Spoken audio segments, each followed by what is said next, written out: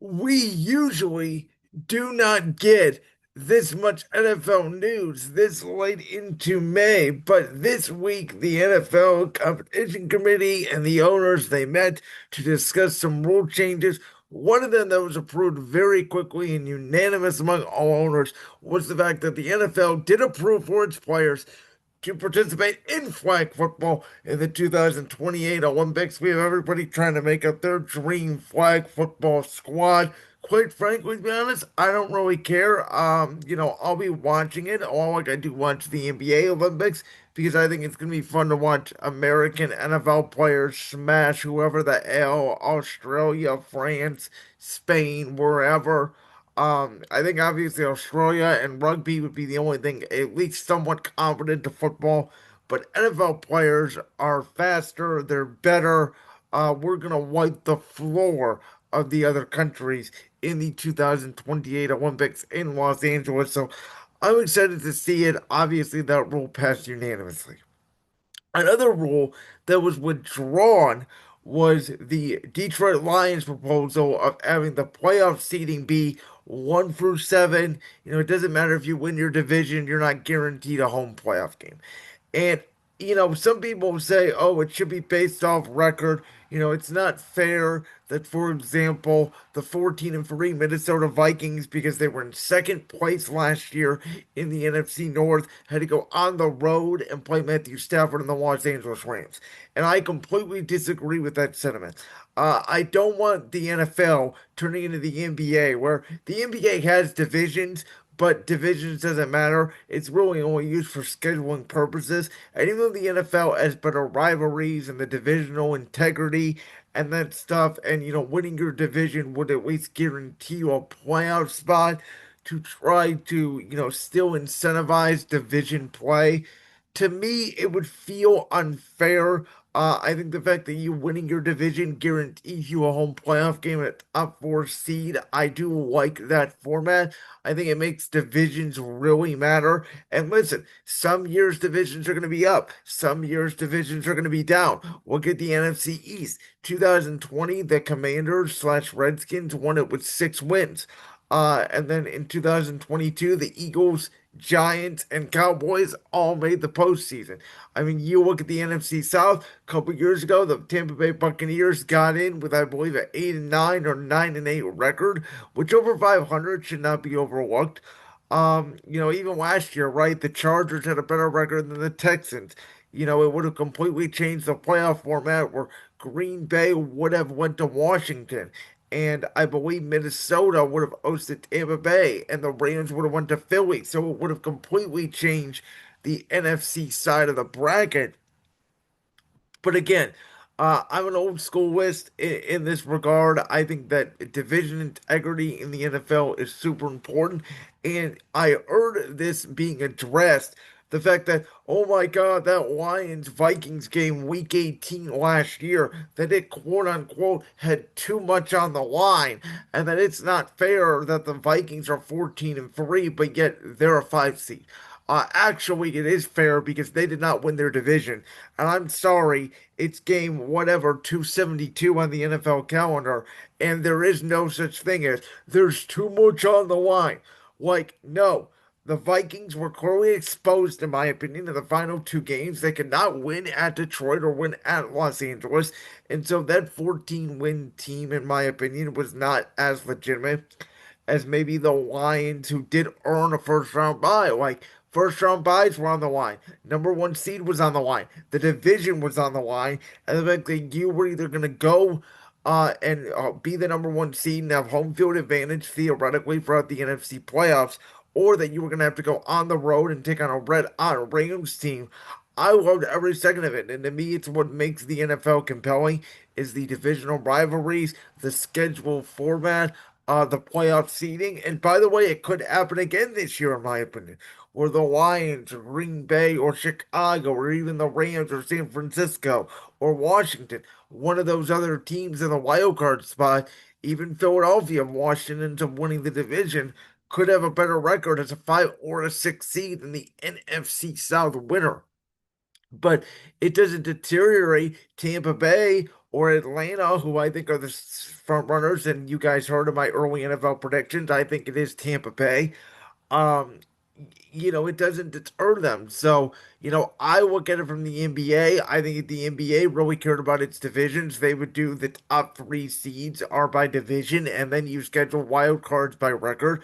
I think the fact that baseball does, the top three divisions, and even if a wild card is a better record than a divisional winner.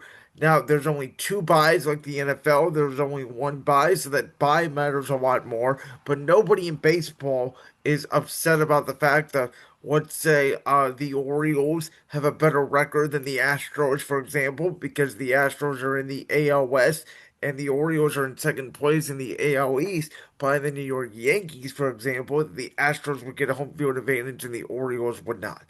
Um, that's just not how it works. I think it's good for division integrity, and I'm happy that this proposal was not seen through.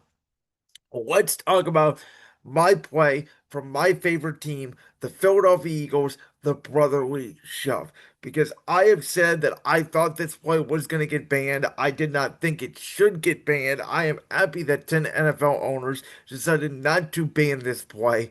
Listen, I said it. My Philadelphia Eagles do not need this play. Everybody acts like that, 4th and 1. If we don't have the brotherly shove, if we don't have the tush push, we're going to be stopped every play. Like we haven't gotten it without it before. Like we don't have the best offensive line in football. It is the fact that the Philadelphia Eagles took advantage of a rule. They created a play with a special offensive line and a special, very strong, specific quarterback in Jalen Hurts because we've seen before it is not ran as well with Kenny Pickett, Tanner McKee, or even, Marcus Mariota or any other Eagles quarterback that has been under center with this play, Gardner Minshew. Um, but we've seen with Jalen Hurts how successful it is. And we watched Buffalo run it against Kansas City in the AFC Championship game. Buffalo got stuffed on it multiple times. Where we watched Frankie Louvu for the Commanders try to jump the snap count, and Sean Ockley, the official, almost awarding a score to Philadelphia because the Commanders could not stop it.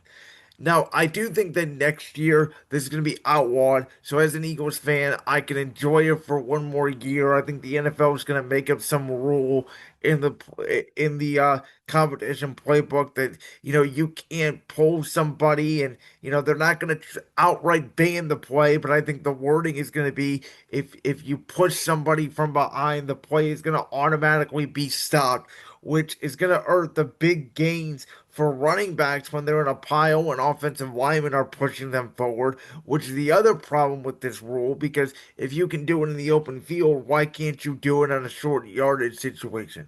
I think personally, and Eagles owner Jeffrey Lurie said this, the Eagles are getting punished for being creative.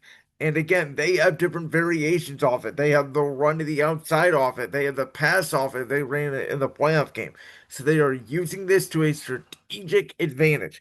They found a loophole in the rules, and you cannot fault them for finding a loophole in the rules.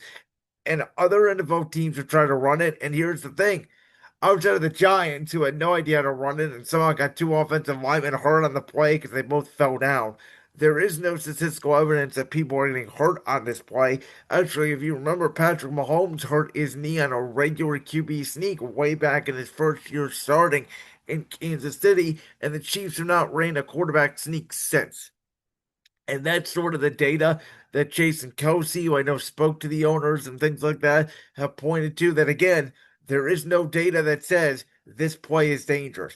And the NFL is saying it is dangerous because somebody is going to get hurt on it and their neck is going to snap and they're going to die. I'm sorry. I don't. Maybe it's because I'm an Eagles fan. I don't think it looks ugly. I don't think it looks that dangerous. I think football is football. There's helmet to helmet contact with offensive linemen every single play. I think that Cam Urgers, Jason Kelsey, whoever the center is getting low enough where they're not putting their neck in a position to compromise itself. I think it's a perfectly legal formation. Now they may change the rules where you can't have two people on the backfield and pushing, and maybe they do that, and maybe that's where they get it. Maybe it becomes an illegal formation. Um, but as of right now, it's a legal formation. It's a legal play. There's no data out there that says that they need to ban it because it's causing injuries. Listen again, God. They took out the play with helmet to helmet in the middle of the field because it was causing injuries. And we saw guys get concussed. And, we saw DeMar Hamlin essentially almost pass away right there in the middle of the field on a normal tackle on a Monday night. Football is dangerous. Every play in football is as dangerous, but there is no evidence that this play is more dangerous than any other play. To be honest with you, I think a quarterback sneak is almost more dangerous and more risk worthy because you're getting below the defense as opposed to getting on top of the defense and getting pushed.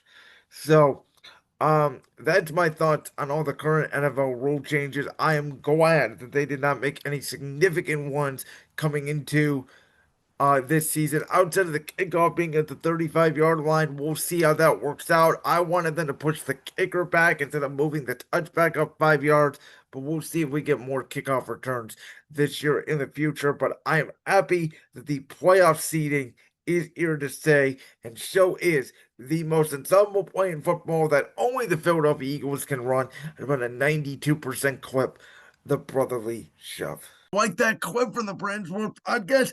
If so, make sure you go down there and hit that subscribe button. While you're down there hitting the subscribe button, make sure to also hit the notification bell so you never miss another upload. And make sure you check out all the other clips from the Brand Sports Podcast right here on YouTube.